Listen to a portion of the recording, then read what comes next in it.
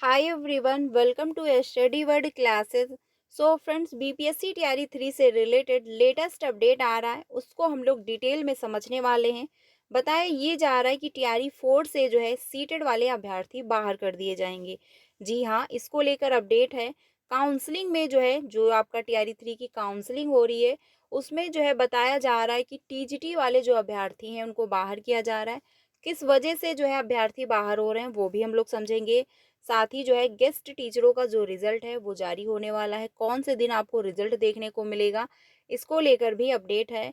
कौन से ऐसे शिक्षक हैं जिनको निलंबित कर दिया गया है, आखिर किस वजह से इनको बाहर कर दिया गया है, ये भी हम लोग समझेंगे।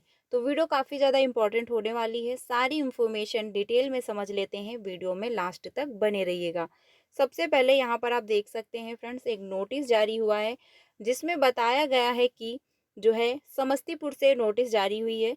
और इसमें जो है कहा यह गया है कि जिला परियोजना प्रबंधक समस्तीपुर द्वारा जो है दिनांक इतने से समर्पित प्रतिवेदन के अवलोक में कार्यालय द्वारा जो है प्रचित स्पष्टीकरण का जवाब नहीं देने दिनांक 19/11/2024 से 30/11/2024 तक प्रतिनियुक्ति व जो है तथा मूल विद्यालय में बिना सूचना अनुपस्थित रहने, साथ ही जो है ई शिक्षा ऐप पर जो है दैनिक उपस्थित में छेड़छाड़ करने आदि का आरोप प्रथम दृष्टता प्रमाणित पाए जाने के कारण एवं जिला शिक्षा पदाधिकारी समस्तीपुर से प्राप्त सहमति के आधार पर जो है श्री सुहानी विद्यालय अध्यापिका जो है प्राथमिक विद्यालय कबीर स्थान जो है शेरपुर प्रखंड जो है विद्यापति नगर को बिहार सरकार सेवक नियमावली 2005 एवं समय समय पर यथा संशोधित नियमावली में निहित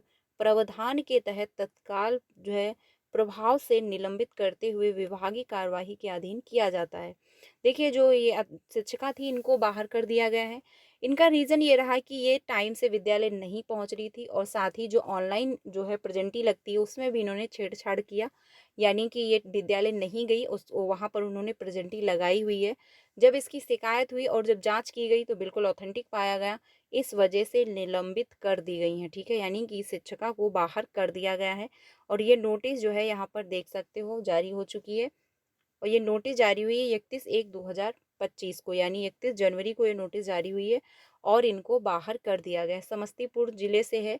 ठीक है, यानी कि जो है समस्तीपुर में इनकी ज्वाइनिंग थी और वहाँ पर ये समय से नहीं पहुँच रही थी और ऑनलाइन प्रेजेंटी हो ही रही है, इस वजह से जो है इनको बाहर कर दिया गया है। ठीक है, अब दूसरी अपडेट ये है कि यहाँ पर जो है आप देख सकते हो सुप्रीम कोर्ट में जो मामला गया था सीटेड वर्सेस टेट का, अब उसमें जो है फाइनल डिसीजन आया है जेटेड वाले अभ्यर्थियों के हित में। कहा यह गया है सुप्रीम कोर्ट के द्वारा कि जेटेड के थ्रू ही अभ्यर्थी अप्लाई करेंगे, सीटेड के थ्रू अप्लाई नहीं कर सकते हैं।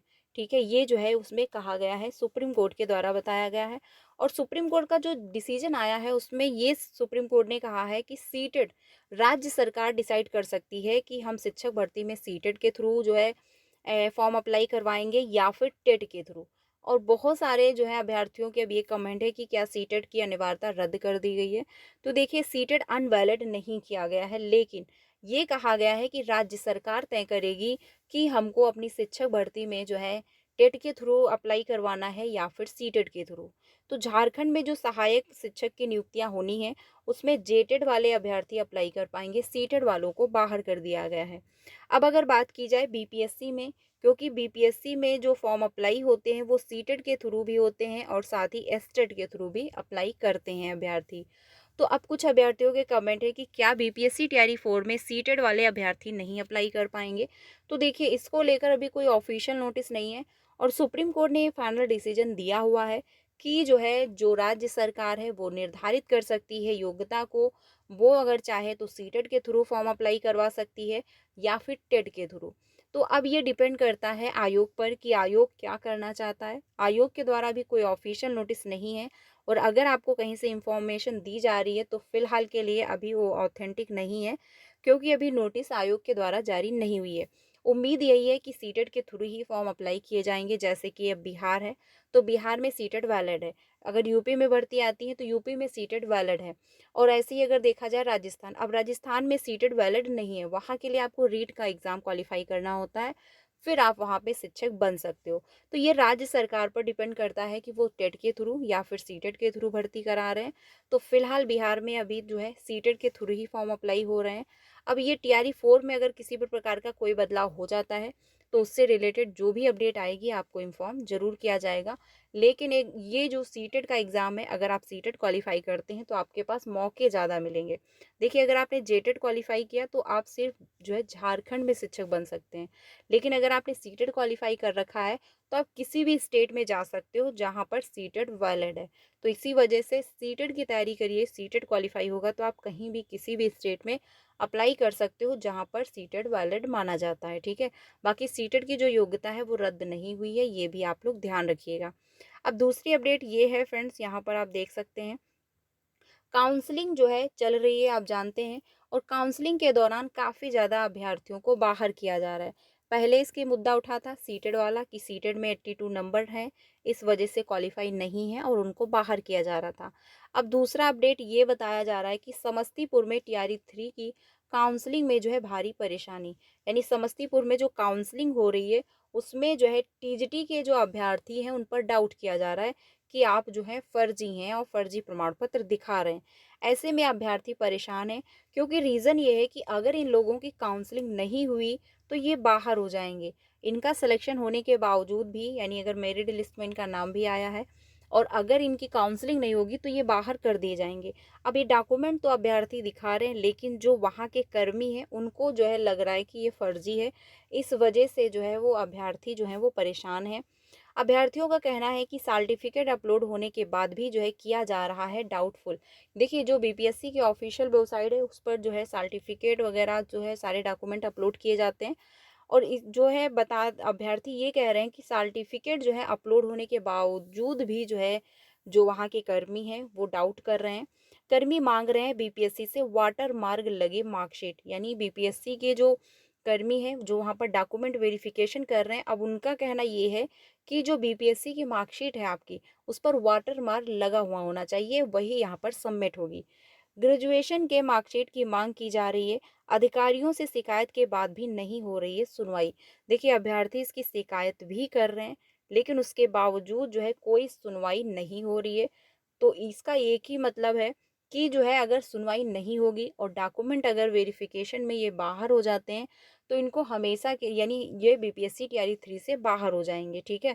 सैकड़ों अभ्यर्थियों का भविष्य दांव पर है, ठीक है, यानी बहुत सारे अभ्यर्थी परेशान हैं, क्योंकि अगर डॉक्यूमेंट वेरिफिकेशन नहीं हुआ तो इन लोगों की नौकरी भी चली जाएगी। और ये अधिकारियों से जो है शिकायतें भी कर रहे हैं, उसके बावजूद इन लोगों को कोई भी जो है राहत नहीं मिल रही है। विज्ञापन के नियम के मुताबिक अभ्यर्थियों ने सर्टिफिकेट किया था अपलोड, समस्तीपुर को छोड़कर बाकी जगह मार्कशीट की नहीं की जा रही है मांग।